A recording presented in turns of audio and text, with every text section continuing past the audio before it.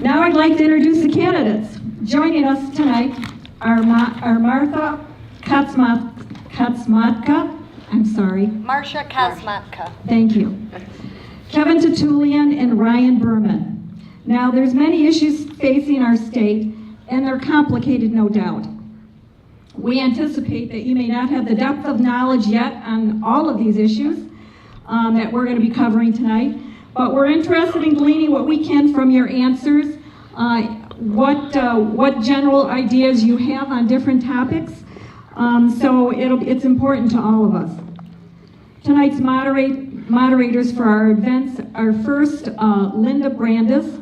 Linda is a resident in the 39th. Give a wave, Linda.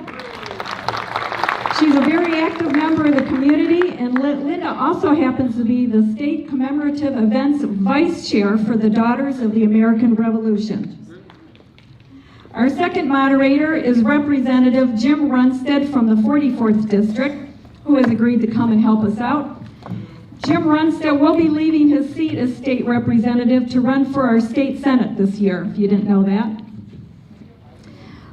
So please give Jim, did you give a wave, Jim? Warm welcome to Jim. Thank you. Let's go over tonight's rules for the debate. Each candidate will be given a 2-minute introduction and a 2-minute close.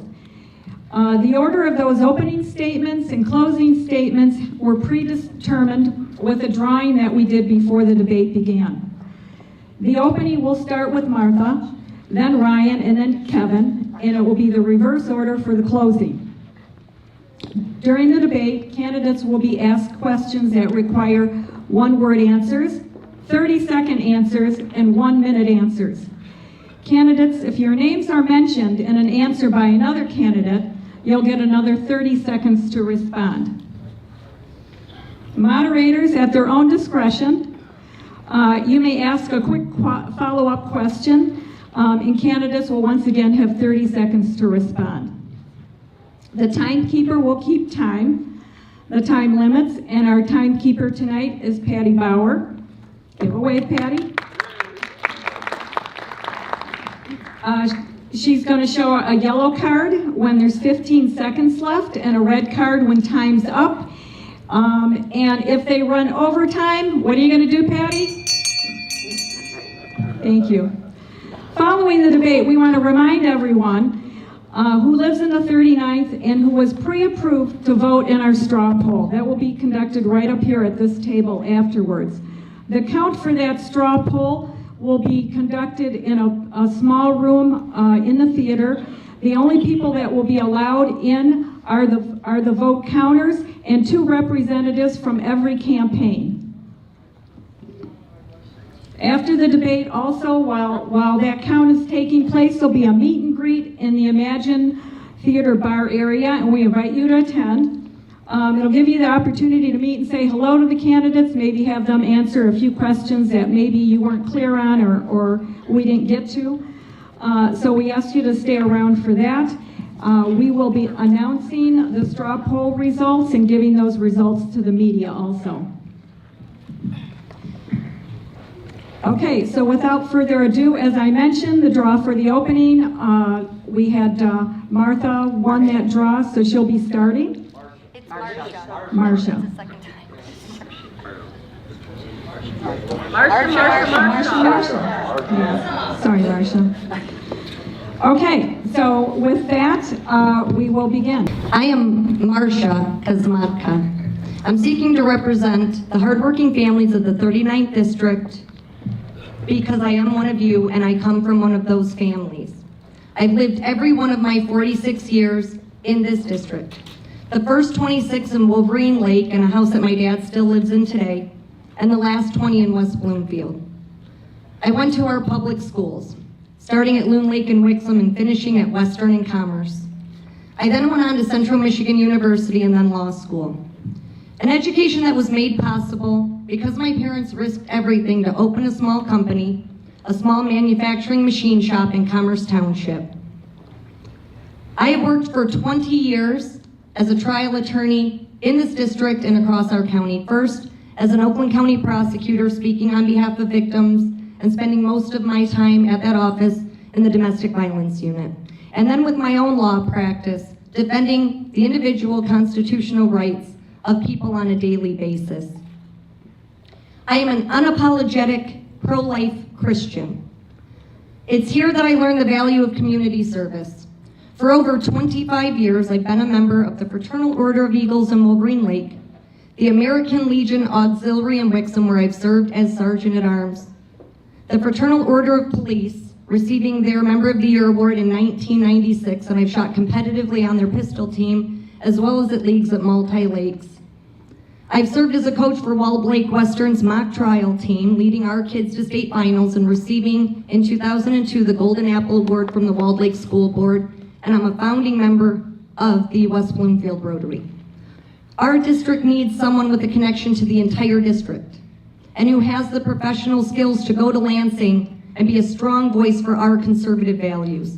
I am that person, and I look forward to earning your support. Good evening, everybody. I'm Ryan Berman. Thank you, Mary Ann Sheridan and the Lakes Area Tea Party for putting this event together. All the volunteers, Representative Runstead, Linda Brandis for being moderators. Appreciate it. This screen is huge. I'm also born and raised in the district, starting off in West Bloomfield, and now I live in Commerce Township. I'm also an attorney, a reserve police officer, very active in our community. But you have my campaign literature, a little lit piece. You can see a little bit of my resume on there. Most importantly, I'm a husband and a father of two beautiful children that go to school in the district, and I want to do what's best for our district. What's more important than me, though, is what's at stake in this election.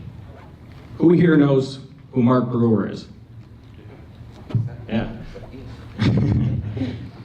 Mark Brewer, the head of the Michigan Democratic Party from 1995 to 2013 in our lost decade, is also an attorney.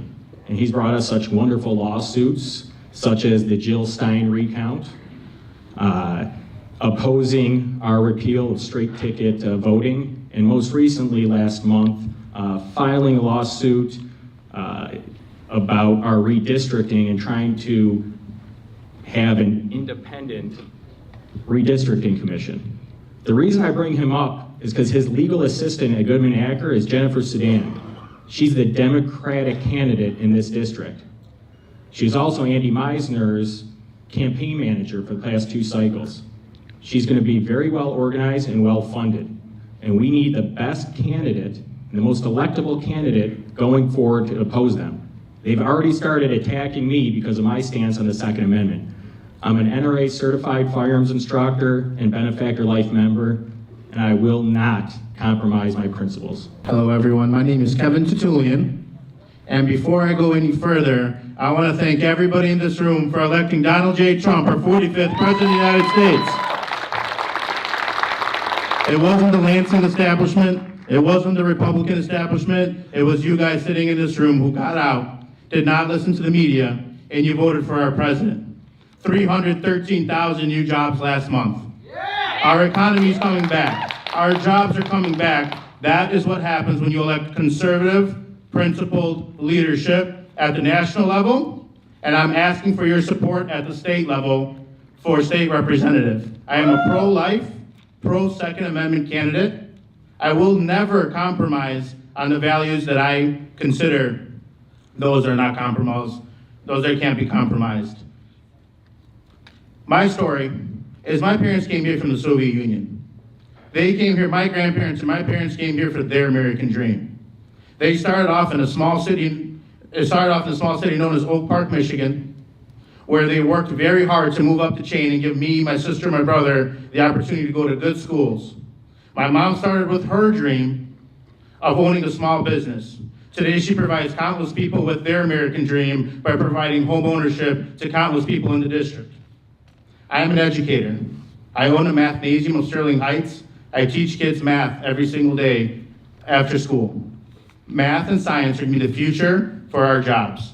As this debate continues, I hope you learn more about me and I can earn your vote and also your trust moving forward. Thank you, Michigan Trump Republicans. Marsha, we're going to start with you first, with an opportunity for a 30-second reply from each of the candidates. Please name 2 present or past members of the Michigan House that you admire the most and why. The first would be Lee Chatfield. There are several reasons. First, he's a young man, and it's something that we need as young people in leadership, and he is in leadership, serving as the pro tem of the House. He is a former teacher, athletic director, and he's someone who is led by his faith in everything that he does, from his family to his job, and his values line up with my Christian values. The second would be Gary Glenn. Again, for a lot of the reasons of working on conservative causes, being someone who sticks to his word, which is another thing that's important to me. Well, the first one is very easy for me. It would be my uncle, David Honigman. He was a state rep and a state senator. He held this seat when I was very young. I was going door to door for him when I was 7 and 8 years old. He's the one that instilled in me the value of public service and doing what's right and using my abilities for everybody else. The second one, I would say, is current state representative Jim Tedder. I consider him a great friend, and I've learned a lot on the campaign trails in the past from him, and he's a great guy. My first would be Shane Hernandez, who serves in the Thumb area. He was an elected conservative leader who ran against the current incumbent son and won that seat. He stuck to his principles. If you're looking at his voting record, he was named one of the most conservative state representatives in the Michigan legislature. The next would be Tom Leonard, the current Speaker of the House. Tom Leonard has stuck to his conservative values by promising to put up votes that the Lansing establishment did not want. We put lowering the Michigan income tax and also auto no-fault insurance to vote. Those 2 people I have the most respect for. This will be a 1-minute response, starting with Ryan this time. What specific conservative issue or candidate have you helped in the last 5 years without compensation? Most recently and most importantly would be my brother, Tom Berman. I was his campaign manager, and while I tried to get him to compensate me, he wouldn't do it. He had a 4-way primary just in the last election cycle in 2016, where fortunately he won that with 40% of the vote. And then moving on, we actually share some of the same district in the Democratic West Bloomfield region. Besides that, I've worked on many other campaigns, such as Mike Bishop for prosecutor, for these, and then also when he ran for Congress. I have worked also on many countless campaigns without compensation, but the most recent one I worked on would be electing Dr. Robert Steele as an RNC committee man. And if you look at, we have 1 committee woman and 1 committee man for people who don't know, and Rob Steele is doing a great job representing us at the RNC on the Michigan level. I'm only going to take a minute to mention a second one because Ryan mentioned 2, and the first I'd have to say is L. Brooks Patterson, who I've known since I was 18 years old and have spent many hours working for him in many different ways and on his campaigns, and in fact have donated money, not only not been compensated. But most recently, my answer would be John James. John James is running for the United States Senate against Debbie Stabenow. He is gaining momentum. He is a conservative. He is getting recognition in Washington, who is throwing support his way. He is best positioned to take Debbie Stabenow out of the seat and to move Michigan forward. He is a military person. He is a West Point graduate. He flew Apache helicopters in Iraq, and I have done anything that they have asked me to do to advance his cause. Okay, before I start, I was notified on my way here that Tom McMillan has had a heart attack and he's at Beaumont Hospital having an operation, so please keep him in your prayers. He's on our State Board of Education. He's a past state representative. With this question, you have 30 seconds to answer, and we'll kind of move it around. We'll start with Ryan on this one. Many universities and colleges do very little to protect our First Amendment rights here in Michigan. Should state funding for such colleges be at risk if campuses do little to protect free speech? Absolutely, and I'm not surprised you asked that question. Representative Runstead has a bill in the House doing just that for campuses that try to limit free speech to have their funding, I guess, threatened. What happens is that the liberals and their ideology, they want to preach tolerance, yet they're intolerant of anybody's ideas that oppose their own. And it's absolutely unacceptable. The answer is absolutely yes. Any university who doesn't comply with First Amendment rights on both sides, whether you find yourself to be a Democratic student organization protesting, or you find yourself to be a conservative student who brings a speaker, regardless, our state governments that take state and federal money are obligated to protect the First Amendment because that is our constitutional right. Any single one of those amendments that they do not follow from the first to 10, they should automatically risk losing any kind of funding. Well, of course, their funding should be at risk if they don't protect First Amendment rights. And in fact, they're not just not protecting them, they're attacking them. Any school, university, or anyone who is receiving money from the government should be required to protect First Amendment rights and encourage First Amendment rights, especially in universities where there's supposed to be an exchange of ideas and people forming their opinions at that level. And I wouldn't just limit it to the First Amendment. Of course, the Constitution itself should be recognized by everyone, and particularly those who are asking for money from the government. Do you support a part-time legislature? Why or why not? 1 minute. I absolutely support a part-time legislature. I think legislatures in Lansing need to do more work in district and work at their local businesses, and instead of working full-time in Lansing and passing laws and regulations that we don't need. 38 other states have part-time legislatures. It's time Michigan becomes one as well. Yeah, I support the part-time legislative initiative that Callie tried to do. Whatever it ends up looking like, just like Kevin said, I believe even at the federal level, there needs to be some changes because it was evident that you should have citizen legislators, people that serve and then go back in your communities, and that's tied into term limits. But absolutely, if the amount of work to be done doesn't take full time, and I know right now, even going to Lansing, you're only out there a couple of times a week. Looking at places like Florida that have a part-time, they're in session from January to March. I think we can easily do that here.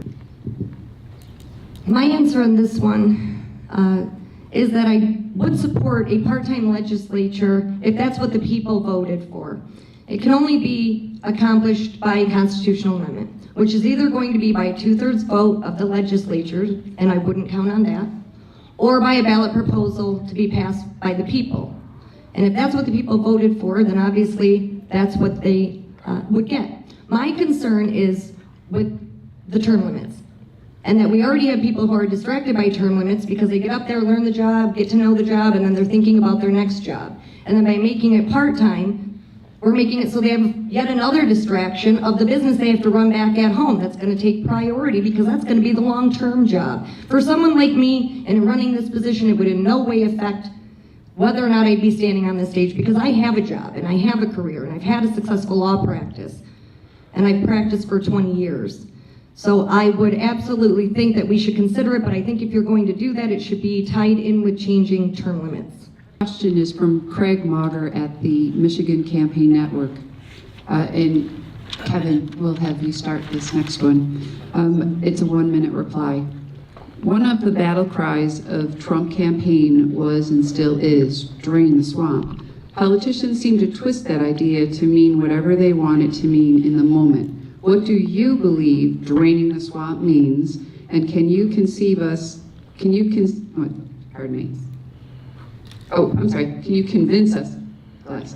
that your election would not merely be a continuation of the swamp?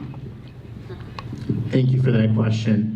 To me, draining the swamp, being involved with the Trump campaign here in Michigan, what I found drain the swamp to be, it means that we're taking out special interest, lobbyists, and political action committees from the equation, and we're balancing it out with the people, the grassroots. That's what drain the swamp means.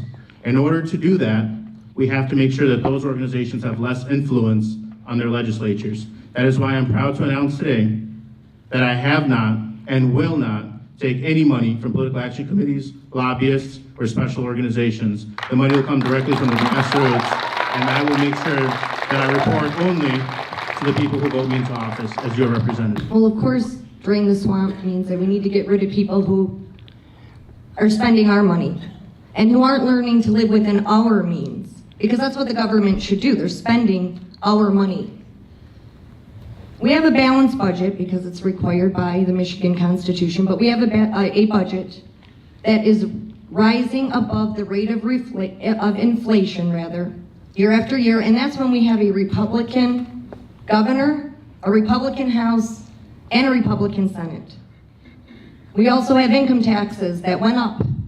Under Jennifer Granholm, they were promised to go down starting in 2011, and they were supposed to hit 3.9% in 2015. Now, the Republicans were able to bring it down to 4.25%, but it's not even close to what was promised. And again, going back to term limits in part-time legislature, of course, by the time those promises were broken, the people who made them were long gone, and the people that were there didn't live up to those promises. So we need to start by first getting it back down to where it's supposed to be at 3.9%, and then go from there. Draining the swamp. I think Kevin and Marcia had some good points. I mean, you have elected officials that are up there, and you have a turnaround. Once their term limited is up, then they start going to work for a lobbying firm. You have up the same old cast of characters. It's the swamp, right? When I went up to Lansing and I visited it, I saw it firsthand. I said, oh, I got a good lesson in the Lansing swamp. I went to a restaurant right across the street from the House office building, and all it was is lobbyists, lobbyists, lobbyists, lobbyists. Yeah, you know, there could be, lobbies can be good in some respects, and we've been hearing it against the NRA for the past 2 weeks. But the NRA doesn't give money to candidates to get them to vote their way. The candidate or the elected official, their platform already aligns with them, so then they could get money. But it's the people, the swamp is people that don't have integrity, who will compromise, who will do to get that campaign contribution or that check. It doesn't matter if somebody gives me $500, $1,000 max. It's not going to cut it. It could be $1 million. I'm never compromise my principles. This next question is very simple. Proposals exist that would eliminate the state personal income tax and replace those tax payments with funds from other taxes. Do you support the efforts to end Michigan's personal income tax? This should be a very quick answer. Absolutely. Absolutely, and I've already explained what's going on with that in a previous answer. 100%. It's time to join the other 7 states in America and eliminate the Michigan income tax. Michigan roads are some of the worst in the nation. A recent study suggested we would need more than $2.5 billion even after the recent increase in the gas tax to pay for the needed improvements to Michigan's crumbling roads and infrastructure.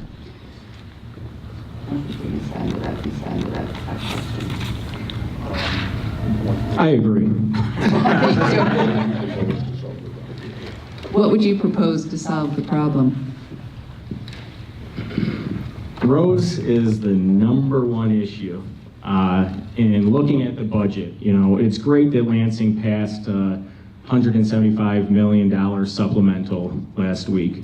Oakland County only gets $7 million of that. That may fill in a few potholes. Oakland County also has the second most traveled roads in the state, second to the state highway system. Lansing has it backwards as part of the budget. Our budget is $55.8 billion with a B, okay? 175 million, that's nothing.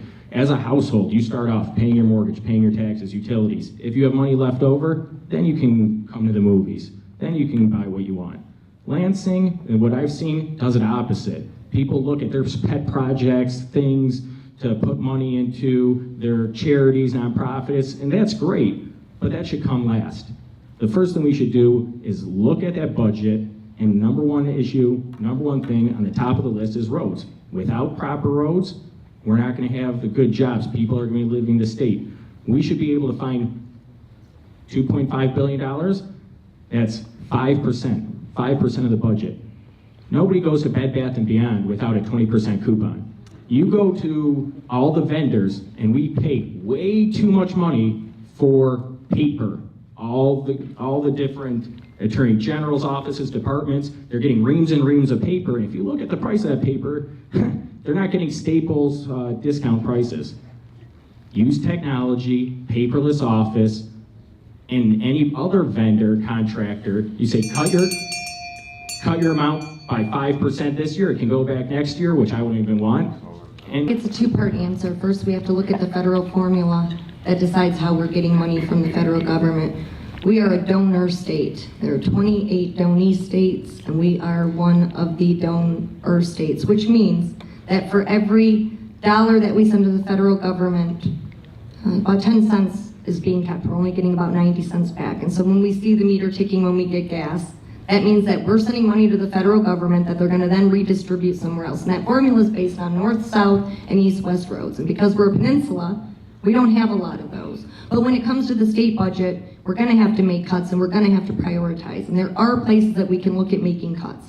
I would propose at repealing the prevailing wage as one means of doing that, limiting funding to Planned Parenthood and the state-funded abortions that take place there. I also think that we should look at the foreign aid that we're giving to other countries, most of whom can't stand us. And we're building roads in Africa while our roads are becoming like a third world country. I absolutely agree with that sentiment. I mean, we have to do something about our roads. If you drive anywhere, whether it's Oakland County, Macomb County, if you're driving the freeways, you're seeing potholes everywhere, bridges are crumbling. I mean, we have to do something. What I would suggest doing is investing a little bit more in the beginning part, so we can actually fix our roads. We can do something that what Florida and Tennessee do. They pay 15% more up front, but they put a sealant on the actual cement. So it actually causes the potholes is when water through snow and rain comes into the roads. That's what's coming. If we put that sealant, those roads are going to last 7 to 10 years longer, saving about $774 million a year. If we do that over 10 years, like a family does by saving money before they want to go on vacation, we can save over $7.7 billion.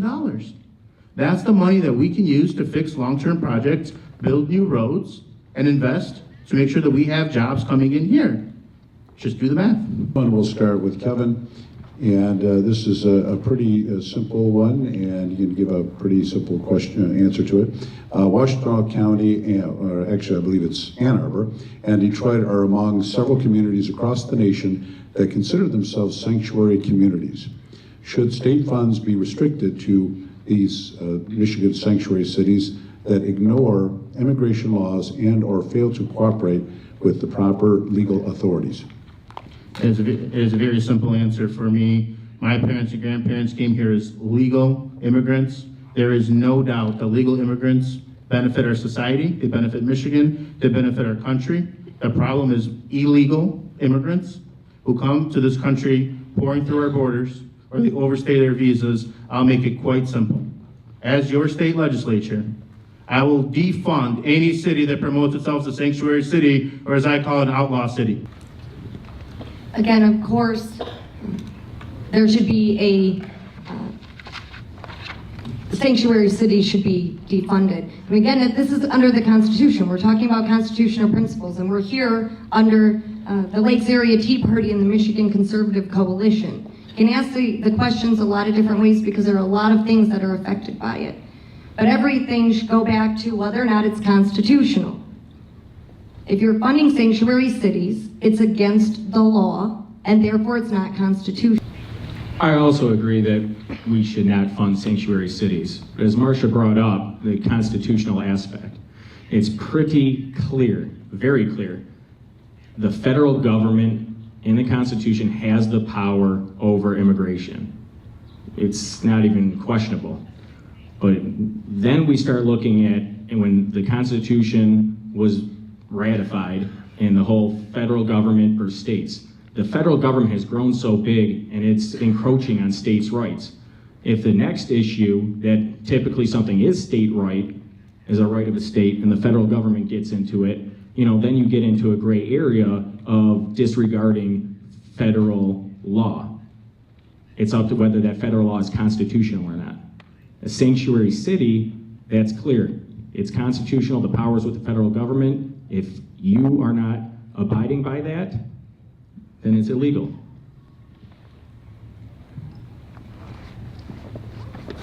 The November election appears to be headed toward a referendum to legalize marijuana. One result would be hundreds of millions of new dollars, tax dollars. This is not medical, but general use marijuana.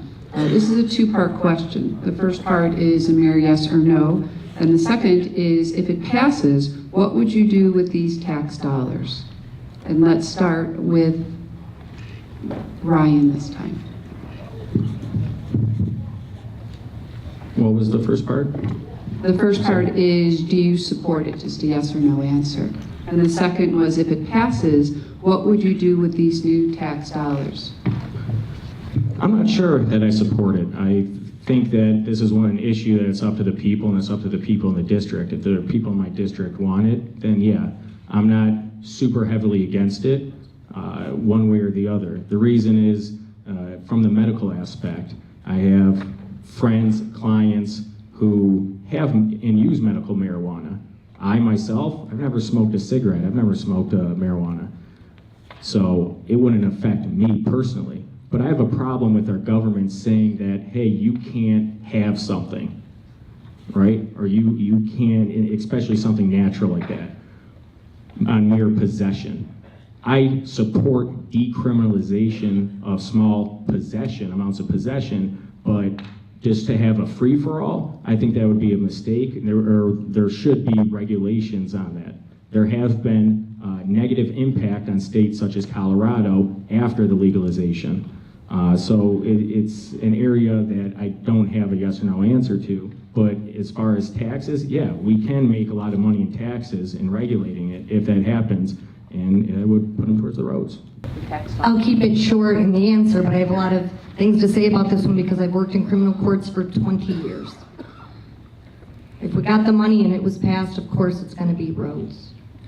If you look at Colorado, and the problem is it will be a free-for-all. You're talking about legalized marijuana, recreational marijuana. We already have an opioid problem in this country and in our state. We're seeing the same thing in the marijuana. Just like the heroin is being laced with fentanyl, we're seeing people who are testing positive for cocaine and for heroin who have never used cocaine and heroin because it's in the marijuana, because the dealers want somebody to become addicted.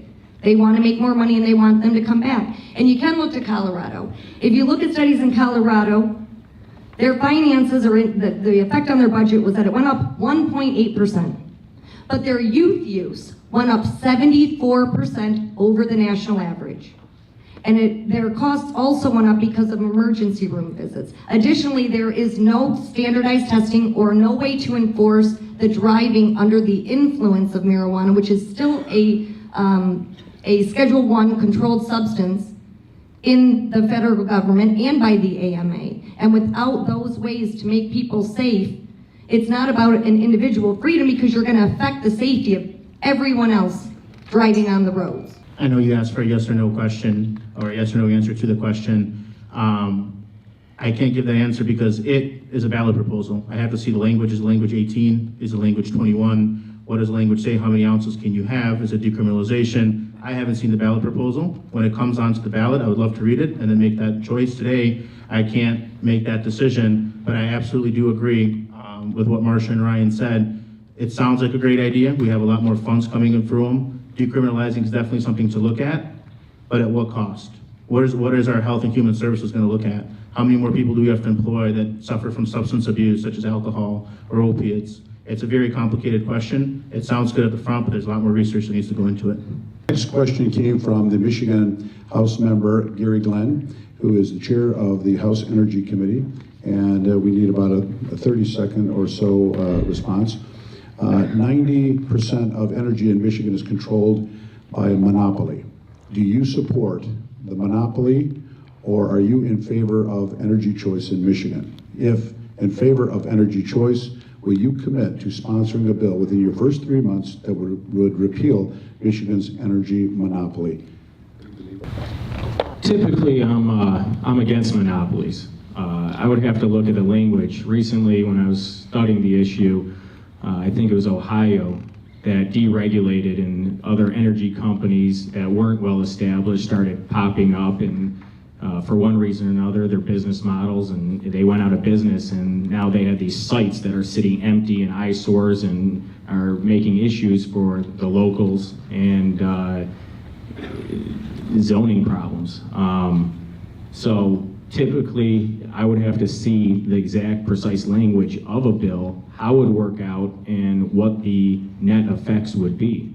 Whether it's going from one monopoly, I know there are other, not just one company in Michigan, there are others, but how it would be broken up, what type of barriers to entry there would be. Of course, as a Republican, my first answer is to say that we want to err on the side of choice, and we want there to be competition. But this is an area that concerns me. Of course, I would look at any legislation and proposals. But the concerns here are that you need to make sure that you are comparing apples to apples. This is an area that has high barriers of entry. And we don't want to lose our energy independence and become dependent on the grid and end up like a state like California. So before I would be in support of that, I would want to see that what we are getting is something that we can rely on, and that we're not going to invest in another state's energy, lose our source, and then be in a place where those rates can then get jacked up and end up on the lower end of that deal in the long run because it seems good in the short run. For me, it would be hard to commit to sponsoring something that I haven't seen the exact legislation for, to be a sponsor for it. But overall, I believe in choice. I believe what makes America America is that we have choice. We can go to 10 local restaurants within a mile block. We can go to 10 different gas stations. We can compare different pricing. We can go to Best Buy. We can also go to Amazon to purchase our products. I think choice, I think in basic, what America stands for, free market economics, choice is what drives the price down. Competition drives the price down. And I would support anything and everything that lowers your energy costs here in the 39th district. Since Governor Snyder took office, our state budget has grown by over $5 billion per year. Has government grown too much for you? And if so, what department or spending would you like to look at cutting? And this is a 30-second answer, and we will start with Kevin, and then Ryan, and then Marcia. Absolutely. I think that sometimes we elect Republicans because we as Republicans believe in less government, limited government. In 8 years, with a Republican governor, a Republican Senate, and a Republican House, our budget has grown over $8 billion, way above the rate of inflation. It is something that we need to look at, and we have to focus on and say, are we, as Republicans, doing the best we can to limit government at all costs? As far as a budget, I would like to see the MEDC reined in. There is no need for government to choose winners and losers by picking big business over small business. Everyone should equally have a right to succeed in this country. Now, you started by saying that the budget has grown, and I think it's all an assumption is because of taxes have gone up and things like that, and these registration fees that we all know. But if you just say, oh, the budget went up or we're collecting more, it could be from businesses coming in, more people coming back into the state living here, but that's just not the case. I am for limited government. I would like to look at, and I already started looking at the budget to see which departments get it. Out of our $55 billion budget, over half of it goes to Health and Human Services that splits with the federal government for Medicare and Medicaid funding. There's a lot of resources that you don't even know or are aware of that. I mentioned earlier, and we've heard it again, that the budget is rising over the rate of inflation. I already talked about things that I think that should be cut: prevailing wage, Planned Parenthood, and another thing that I think should be scrutinized on a much higher level, again after being in the courts, is Social Security disability. Because in the courts I see people who are coming in, young kids 18 who are getting Social Security disability for anger management, or someone who comes in and getting money from the government because they were shot in a drug deal and they can't work, but they're back at court because they are still out dealing drugs, and they're calling their court-appointed attorney on their Obama phone. This next one came from Secure, Michigan, and we'll start with Marcia, and then Ryan and Kevin. About 1 minute each. Do you support the efforts of the Welcoming Michigan program? Why or why not? I'm not familiar with the Welcoming Michigan program. Or either the Oh, other two? are you talking about refugee redistribution? It's very much along those lines, yes. I call it illegal, so I'm sorry I didn't recognize it by that name. We're talking about the fact that we can't afford to take care of ourselves. And then the federal government wants to force people who are coming into the country illegally, into our areas, and force us to pay for it, for them to live and for them to be educated. They don't speak the language. So absolutely not. I would not support refugee redistribution. Again, because it's illegal and it's unconstitutional for the federal government to mandate that the states take in illegal immigrants. Well, this isn't illegal immigrants. Unfortunately, it's legal immigrants, and that's the problem. We're letting in these refugees without knowing who they are or proper vetting. And then the federal government is dictating where they're gonna go. So yeah, I have a big problem with that. I know West Bloomfield in our jurisdiction, there was a big issue last year of them becoming a welcoming city.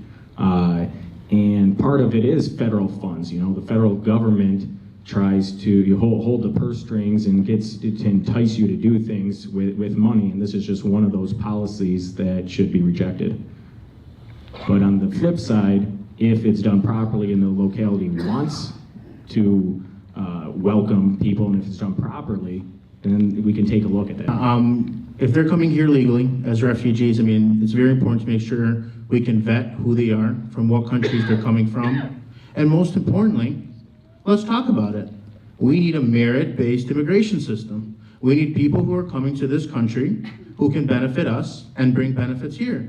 I'll give you a quick example. When you fly in a plane, they tell you to put your mask on before you put someone else's mask on. It's the same thing here. When refugees come, they usually don't have the funds available to survive in this country, which means they have to rely on taxpayer-funded dollars. We have roads to fix, we have schools to improve, and we have taxes to cut. I think those come first before refugees.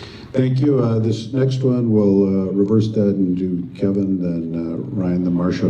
And this is a very simple answer. Do you support the American Laws for American Courts proposal, and would you commit to sponsoring legislation hypothetically along those lines? And if you're not familiar with that, I can clarify it. So, Kevin, would you like to start? Yes and yes. American courts should only have American law. No ands, ifs, or buts about it. And I would love to sponsor legislation. As a practicing attorney for 13 years, I'm in court all the time, and we use American law.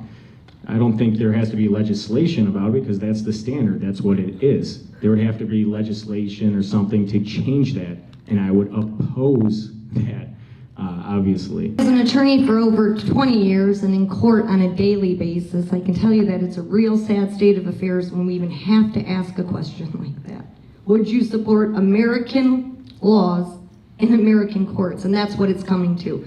The answer is, of course, absolutely, I would support American laws for American courts for Americans. And yes, I would absolutely be willing to support a bill that would that would advance that. But you shouldn't have to, because we already have it in our Constitution. What other laws are we going to use in American laws? I don't think that it's something that should even be in question, but because that's where we've come, then I would do whatever I could to reinforce what's already in our federal Constitution. For this one, we'll start with Marcia, go to Kevin, and finish with Ryan. It's a question from the Stop Common Core. Do you support the national derived standards of Common Core? And if not, in your first year after your election, will you sponsor or co-sponsor legislation to eliminate Common Core standards? I would absolutely support eliminating Common Core. Again, it violates the Constitution under the 10th Amendment for the federal government to tell us how to educate our kids. It's a one-size-fits-all. It's taking away from things like skilled trades, which we hear a lot about, and students being able to spend their time in school learning what they need to know in terms of basic competency, but being able to, if they like to use their hands, to be spending some of their time learning a skill they could actually use. And mandating our funding for our schools to standardize testing is something that is absolutely unacceptable and has to go. The government needs to get out of the education. I absolutely believe in eliminating Common Core. Our children are unique. They have their own dreams, their own passions, their own skills. we should treat them as such. We should not have a national standard of teaching every kid. We also shouldn't have to teach the kids to the test. Every kid is unique. We need to leave the cookie cutting process from the Lansing bureaucrats and start involving parents, local administrators, and teachers once again. I absolutely agree. My wife, sitting over there, is a teacher. She was taught in South Lyon in the public schools, teaching third graders. Now she's a teacher in preschool. My daughters are in 5th and 4th grade, and they come home and they show me their math, and it's ridiculous, the stuff that they're teaching now and trying to even pay attention. I'm pretty good at math, and what they do is just totally opposite. Putting these lesson plans from who knows who put them together. We need to have more local control. It's up to, I think, giving more control to the teachers how to best teach those concepts to their students. And I'm sure owning a mathnasium, you see the, crap coming from the public schools and how they're teaching math nowadays. We'll do, I guess, in reverse, Ryan, Kevin, and Marcia. There's been a lot of concern, as you are well aware, looking at what's going on in the media about violence in schools. There's been a number of proposals that have been put forth. Each has a different approach, and so that being said, would you be in favor of gun-free zones around schools, or allowing for the arming of trained and vetted teachers? And what other ideas do you have to propose for protecting students? I 100% absolutely oppose gun-free zones. 98% of all mass shootings happen in a gun-free zone.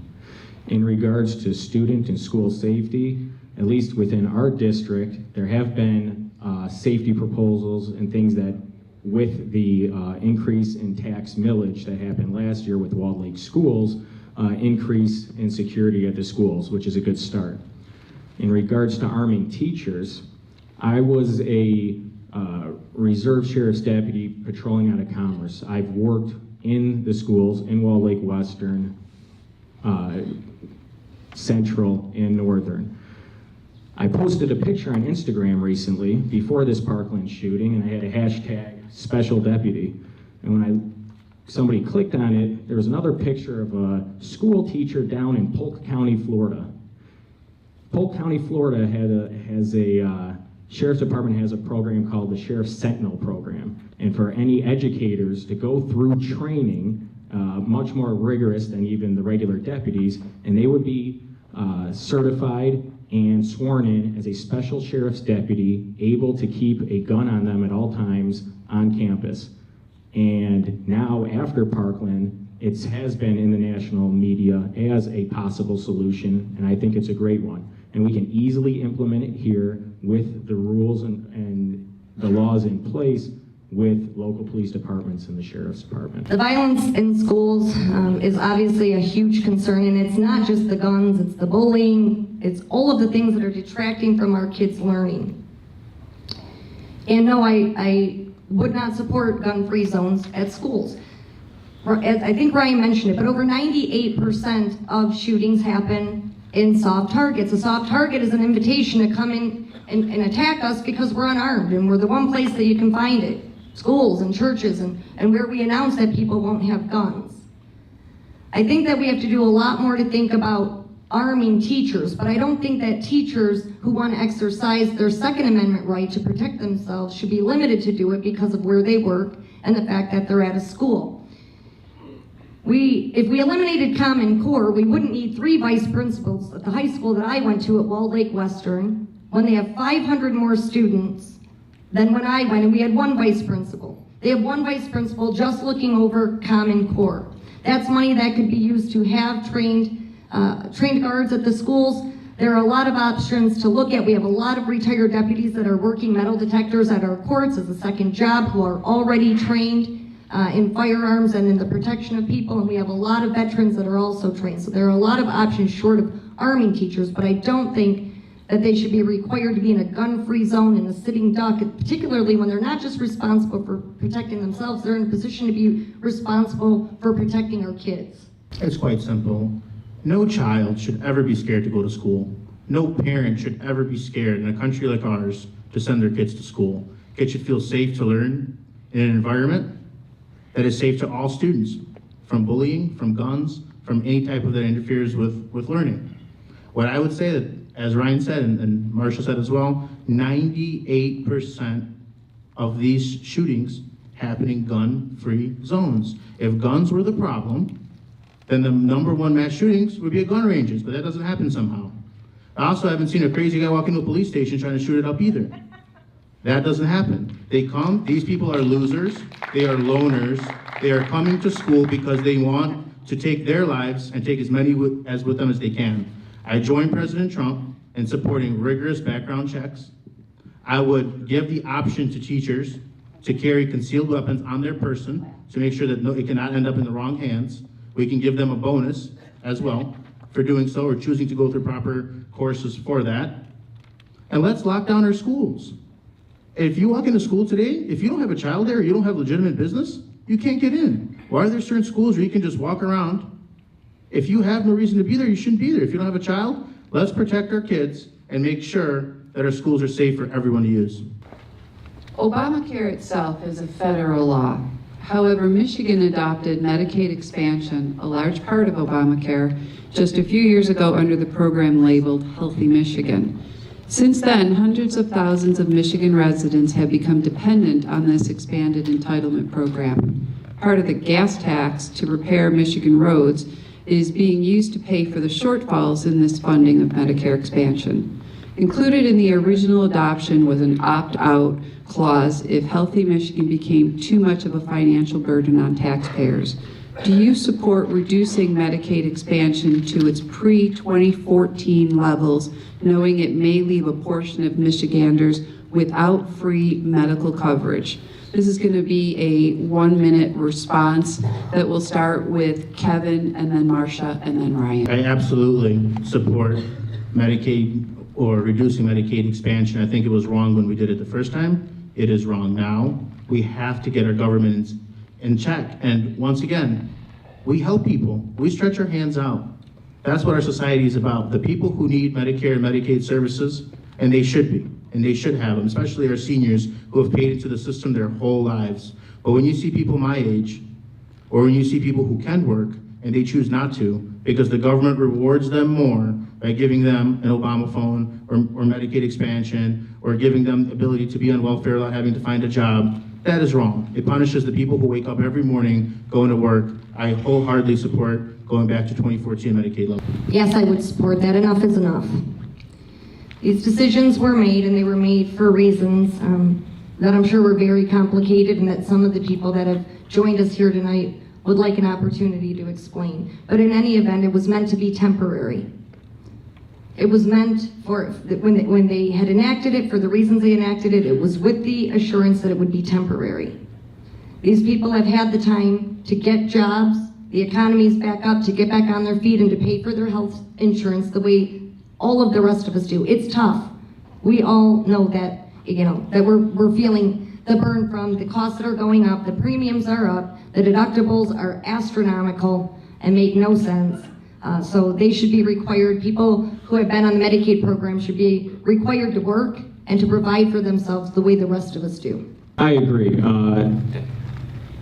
Healthy Michigan, and a lot of people don't know, insures children from birth up until 18 years old. My kids are on my health insurance plan. I could save some money by taking them off and putting them on government funded, but I'm about personal responsibility. Just like Trump's plan to make able-bodied people work should be looked at, and I will support anything of rolling back. Enough is enough, but on the flip side, you have to protect our most vulnerable, so we would have to put new rules in place, like the work requirements for those, because we don't want to leave people without coverage and have the headlines be used against us of letting people die on the streets. But anybody can go in an ER and be treated for free as it. We have a final question, but you'll be doing a 2-minute closing after this, so you can kind of mentally prepare for that. And this question is, the Southeastern Michigan Regional Transit Authority, RTA, was narrowly defeated in a voter referendum. However, it is likely to be coming back up for another vote, and some counties and a portion of counties would like to be allowed to opt out of the regional tax for public transit.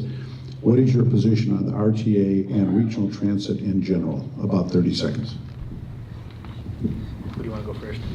Ryan, then Marcia, then Kevin.